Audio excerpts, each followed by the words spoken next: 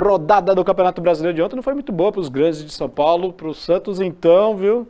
Edu Jardim e Felipe Noronha estão na área.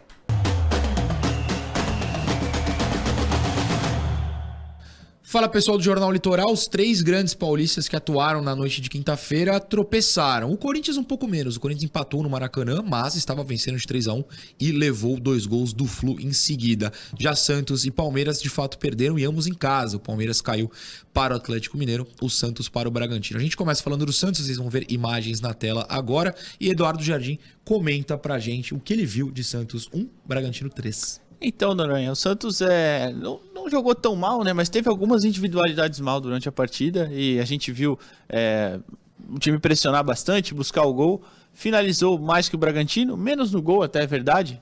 O Braga acertou 9 finalizações no gol, o Santos 7, mas buscou bastante o resultado. É que realmente ontem não era noite. O Santos perdeu alguns gols que o Marcos, por exemplo, não costuma perder. Esse próprio lance, o João Paulo quase pega um pênalti. O terceiro gol do Braga, a bola desvia muito no Joaquim. Então, uma noite realmente bem complicada contra um ótimo time que é o Bragantino. Claro que é uma derrota doída, o Santos fica na zona, né? Termina a rodada na zona, mas acho que teve algum alento ali. A postura do time teve algum alento para buscar o resultado nos próximos jogos e tentar voltar a sair com tranquilidade, né? Concordo com você, Edu. O Santos que volta a jogar no domingo, 4 horas da tarde, fora de casa. Dessa vez contra o Internacional, confronto direto. Aliás, o início de uma sequência de 3 jogos contra times que também brigam contra o rebaixamento. Coritiba e Corinthians vêm em seguida. O Palmeiras, como eu falei, também perdeu em casa. Perdeu para o Atlético Mineiro 2-0. Logo de cara, né, o Hulk abriu o placar com 1 minuto de jogo, 1 minuto e pouco. E depois o Galo, num contra-ataque, como vocês estão vendo, matou o jogo. 4ª derrota seguida do Palmeiras de Abel. Fato inédito, Edu. Sim. A gente que acostumou a ver o Palmeiras tão consistente, né? Perder assim seguidamente é difícil de assimilar até, né? Clima ruim, que até Veiga e Rony discutiram durante a partida no meio de campo.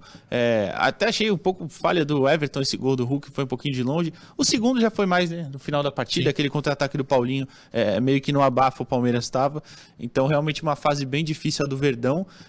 A torcida cobrando bastante a Leila, né? Cobrando principalmente pelas declarações recentes, a falta de reforços, enfim. Um pouquinho polêmicas, né? Um pouquinho polêmicas, para não dizer outra coisa. Então, realmente a fase do Verdão tá bem difícil. Se distanciou de vez da briga pelo título, né? Se já era difícil antes com o Botafogo longe, agora tá praticamente impossível. Vai ter que se contentar em buscar uma vaga via Libertadores, para Libertadores via G4. E o último duelo que a gente comenta é o Corinthians 3, Fluminense 3. Na verdade, até inverso, né? Foi no Maracanã, mas é que o Corinthians foi tão avassalador no primeiro tempo que parecia jogar em Itaquera. Porém, no segundo, o dinizismo, Eduardo Jardim, salvou o Flu. Salvou, sim, e é impressionante ver, né? Como o Yuri Alberto é um cara capaz de fazer alguns gols, como esse primeiro, que foi um golaço. E perdeu o gol da entrada da pequena área logo em seguida. É um atacante muito talentoso, mas que às vezes oscila demais, né? É um jogo marcado por polêmicas também, né? O Flu reclamou muito de um pênalti, um suposto pênalti do Fábio Santos, né? Que ele dá um pisão, realmente acerta o pisão. Mas na segunda etapa foi por tudo ou nada e conseguiu o empate. O John Arias, que estava servindo a seleção colombiana, marca esse gol aí. Ele voltou voando, né, das eliminatórias. Um golaço do Lima também, né, um chutaço sem chance para o Cássio pegar.